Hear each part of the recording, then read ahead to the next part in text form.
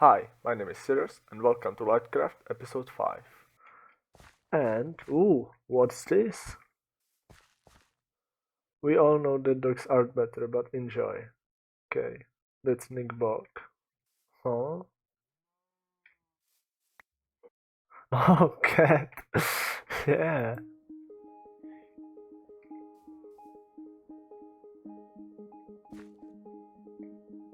That's a good one. But enough for now, because today I have a lot of building to do, because, as you can probably tell, I'm slowly running out of space in this lovely mushroom that I built in the second episode, and it's absolutely cramped here. So today I'm going to build 4 new storage system mushrooms linked together with some bridges to help me get rid of all these chests that don't fit up there. So let me get some materials and let's do it. Ooh, hello, Mr. Trader. How did you get up there? Ooh, lots. Deep slate diamond or yes, lodestone. I'm not gonna be making that anytime soon. Smoker? Nautilus shells, yes. You are coming with me, sir. And I also need to get rid of this mushroom, so bye. But I will buy the Nautilus shell. Ooh, and blue eyes, nice. This is quite a good trader, actually. Yeah, and he knows. So down I went, collecting a full stack of obsidian, to have some to spare for future projects. Then I went to the nether and located that terrible fortress, because I needed some blaze rods, not only for ender chests, but for the next episode as well. And then this happened. Ooh, I got a skull! Oh my gosh. That's crazy luck. Nice. And then I returned home and started collecting and crafting all the items needed to build that storage mushrooms. Oh, and I also made a silkratch axe to mine the mushroom blocks. I also got myself some rooty dirt because I didn't have enough. And I brought a friend with me back home. If you have any name suggestions for this axolotl, put them in the comment section and I'll pick one of them. I'll be using a ton of mangrove wood in the interiors of the mushrooms, so I had to grow a handful of trees, which is one of the most annoying things in Minecraft. But it's done and I can move on the next item, which is, you guessed it, more mangrove, yay! I should really make a farm for this stuff. So I got crafting all the stairs, slabs, fences, trapdoors and signs, and then stripped some of the logs. Next up were the key components of the build, chests and barrels. Then I headed underground to mine some iron, cause I needed raw iron blocks, and after about 2 hours I found an iron ore vein. Unfortunately, this is the only footage I have from it. So I got home and mined most of that iron down and made it into blocks. Then I went to the hedges area to collect some dripstone because at my place there isn't any. I also had to grow some cocoa beans to dye the concrete brown. I farmed some glow lichen as well. And finally I smelted things like glass and glazed terracotta and made some redstone pieces. So I think everything is ready and collected. It is all in these chests behind me right now. And I think we can start building. So let's go.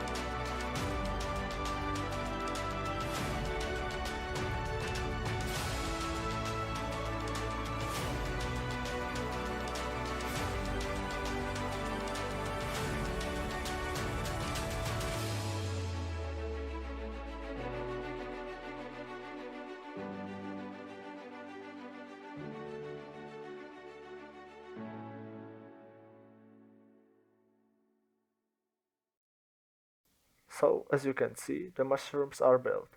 But I have one little problem right now. I don't really have a way up there, besides this third staircase, of course, which is temporary. But of course I have a solution for that. So let me build just a tiny bit more and I will explain. And the launching machine is ready.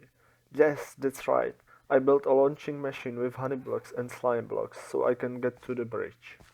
I know it looks ugly right now, but I left it open so I can explain how it works. So, I will stand here, and here needs to be a block, and I will press this button. Oh, an achievement. And when I press this button, it will power this redstone below, and that will go to these two pistons. And I need to power this one a little bit earlier than this one, so this honey block retracts, goes there, then this slime block goes up, launches me into the air, then goes down, and then this one goes back again. So that's why there is so many repeaters. And I know it could have been done probably much better. Shut up, you crazy monster. I'm recording. But this is my own design and I'm not a great redstoner, as you can see from this mess. So yeah, but it's working, so let's see. And this will be replaced by a glazed terracotta block to not stick to this honey block. So the bridge is up there, and if I stand here on the honey block and hit this button, voila, I'm up. It's launching me perfectly high, so I land on this stair and I can access the bridge. And when I want to go down, I just jump down like this, take a little bit of damage, but that's fine. And it's great. So, oh, let's put that back. I will cover this with some decoration and build it once more or somewhere around here, so I can get access to this bridge as well. And then I will show you. Okay, last button, and it is done! Yes! Let's turn on Litematica. The storage mushrooms are done! But before the end, I want to give you guys a little tour of what I have built, because I feel like you deserve to see the mushrooms in more detail. I didn't do it previously, and I kind of regret it because I put a lot of work into designing these builds. So let's remove this third staircase and let's launch ourselves up, and let's start. So these mushrooms are connected with these bridges. They are not really safe because you can easily jump off them like this, but that's useful because I will not take a lot of damage, and also I can quickly go wherever I want to. And I connected my path, which led from the cowpen to my starter mushroom. I connected it to these two yellow things. By the way, I had a really hard time designing something to cover the redstone mess underneath. I was searching for some images of yellow mushrooms, and I found these kind of jelly mushroom things that grow on old wood that's laying underground in the forests, and it's called witch's butter. And I think they turn out really well, even though they are not on wood, but this is fantasy world. They can be growing wherever I want to. And let's go see the storage mushrooms from inside. So this is the first one, and when we go in every mushroom there's a stone cutter, crafting table and ender chest. And then there are some windows to look out. And there's a lot of storage, combination of barrels and chests. Each one of these chests can be opened. I made sure it works. So let's go to the other one. This one is kind of similar design. I think this will be like the main crafting hub, and just like that, to preparing for the projects. And then we can go here, and now we have a cross section, and we can choose to go either this way or this way. both are pretty much the same, and here it's the same design as previously. 4 lights in the ceiling, a little bit dark corner here, but I'm okay with that. It's definitely mob proof. This is slab, so nothing can spawn here. And I have a nice view of this mushroom. Actually, I wanted to have a view of this microfarms mushroom, but this is in the way and I'm not really gonna move it right now. It was a lot of work to build. And if we go here, this one is probably the biggest one, and also all this I tried to incorporate more of the raw gold blocks to make it older, and also more of the dirt. And this has a lot of storage. Quite luckily, this thing right here is perfectly centered with the lights, which is just satisfying. This has a really nice view of my microfarms mushrooms, and yeah. So that's about it for the interior tutorial. This will have a view of one really nice mushroom actually, which I want to build just here. It will be a big one in the next episode, so don't forget to check out when it comes out. By the way, guys, don't forget to name this axolotl in the comments. I am looking forward to some name suggestions. And I also tried to incorporate a little bit of these smaller red mushrooms to just hide some light in, for example, as here and here as well. So it looks more grown here. And also, as mushrooms often do, they grow one into each other. So this is a really good example of this giant brown mushroom was here some time ago, and then this little dude started to grow into it, and it had to like curve around it and stuff. So I think it's pretty interesting to incorporate a little bit of story. I know it's not really visible because of this chest, but let's go for example somewhere here and build a little bit up. Yeah, it's well visible from here. It has to like curve around that little red boy, so I think that's a really fun way to add some movement and interesting elements to our builds, so I will try to do that more. I also built a little bit of these mushrooms that I built, and I decided to copy some of them here because they look really similar to this one. Actually, when I was coming up with the design and color palette for these brown mushrooms, I just thought that these ones look really nice, and if they were a little bit bigger, then they could look like this.